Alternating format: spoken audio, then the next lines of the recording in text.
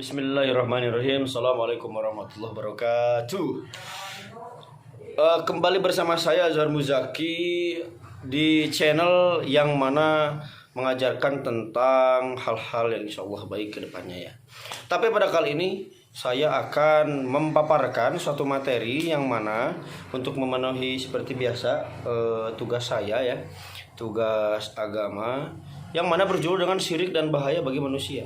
Dan bahayanya syirik bagi manusia. Nah, langsung saja ya. Jadi kata syirik menurut bahasa Arab artinya sekutu.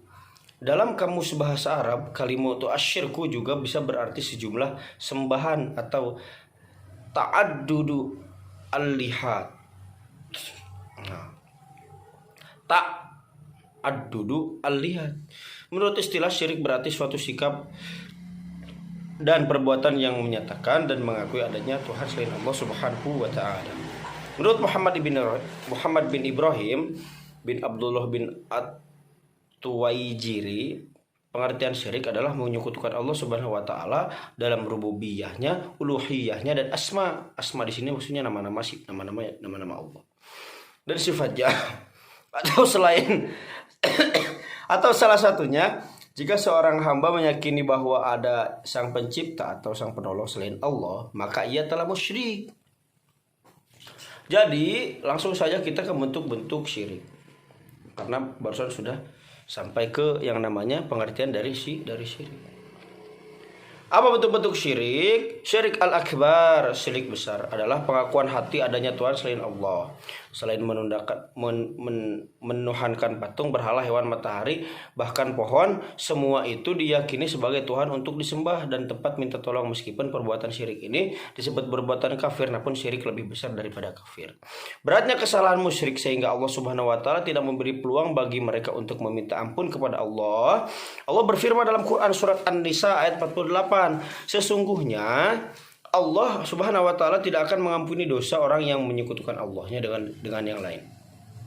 Dan Dia mengampuni dosa selain syirik bagi orang yang dikehendakinya. Dan barang siapa yang mempersukan Allah Subhanahu wa taala, sesungguhnya dia telah melakukan dosa yang sangat besar. Selanjutnya syirik al-asghar atau syirik kecil. Syirik kecil sering disebut dengan syirik khafi atau syirik asghar. Syirik kecil adalah menjadikan selain Allah Subhanahu wa taala sebagai sandaran amal kebajikan, di antaranya yang berhubungan dengan ibadah. Akan tetapi sandaran amal kebajikan itu tidak diyakini memiliki sifat-sifat keturunan dan tidak pula dijadikan sembahan sebagaimana syirik besar. 128 Nabi Muhammad besar. Nabi Muhammad SAW menyebut perbuatan riya sebagai syirik kecil. Beliau bersabda dalam sebuah hadis yang diriwayatkan oleh Imam Ahmad, artinya sesungguhnya yang paling aku khawatirkan atas kamu sebuah adalah syirik kecil atau riya. Adalah memperlihatkan diri kepada orang lain, maksudnya beramal bukan karena Allah, tetapi karena manusia. Riya juga berarti sikap mental yang mendorong seorang berbuat kebaikan untuk mendapat pujian dari orang lain. Ia tidak berbuat baik kalau bukan karena orang lain agar perbuatan yang dilakukan mendapatkan pujian ya. Selanjutnya perbuatan syirik ada di tengah kehidupan masyarakat. Sejak kapan? Sejak dahulu hingga saat ini syirik merupakan bahaya laten ya. Laten itu berarti sudah tingkat tinggi. Bahaya turun-menurun dalam akidah orang-orang Islam atau muslimun. Kebiasaan masyarakat jahiliyah sebelum datangnya Islam masih juga dijumpai di alam kehidupan masyarakat modern. Di antaranya bentuk-bentuk syirik zaman modern yang ada terjadi di sekeliling kita, di antaranya satu, memohon kepada orang-orang yang saleh yang sudah meninggal dunia, meminta pengampunan dosa, menghilangkan kesulitan dan mendapatkan sesuatu yang diinginkan. Selanjutnya, mendatangi dukun, paranormal dan sebagaimana, serta membenarkan ucapan mereka yang mengikuti praktek-praktek amalia Hindu dan Buddha. 3, berlebihan dan melampaui batas dalam menggunakan kuburan, menggantungkan diri pada jimat, keris lainnya, mengucapkan lafaz sumpah dengan nama selain Allah. Penyebab syirik. Nah, di antaranya ada sebagian penyebab atau akibat-akibat dari syirik. Apa saja penyebabnya atau akibatnya? Nomor 1, rasa kagum dan mengagumkan. Percaya kepada hal-hal yang dapat diindra, tidak percaya pada yang tidak dapat diindrakan. 3, hawa dan syahwat. 4, sombong untuk beribadah kepada Allah. Adanya para thaghut, yaitu orang yang menginginkan supaya manusia menyembah dirinya dan mereka menolak hukum-hukum Allah.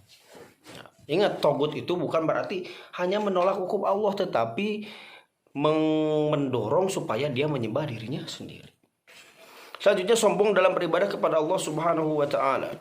Berlebih-lebihan dalam memuji Rasul atau memuji orang soleh. Rasulullah SAW memperingatkan akan hal itu dalam sabda beliau, janganlah kalian berlebih-lebihan dalam memujiku sebagaimana orang-orang Nasrani berlebih-lebihan dalam memuji Isa dan anak Maryam. Sesungguhnya saya hanyalah seorang hamba, maka katakanlah hamba Allah dan Rasulnya.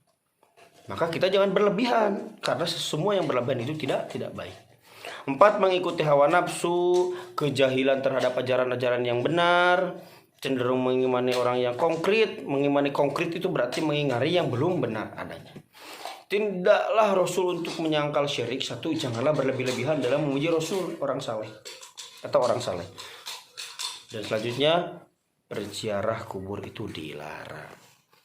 Nah, ziarah di sini maksudnya berlebihan ya, bukan sesuai dengan syariat Islam. Mungkin seperti itu dari saya, Azhar Muzaki. Mohon maaf jika banyak kesalahan dan khilafan. Nun wal qalami wa ma yaskurun lillahi fisabilil haq fastabiqul khairat. Assalamualaikum warahmatullahi wabarakatuh. Cekidot.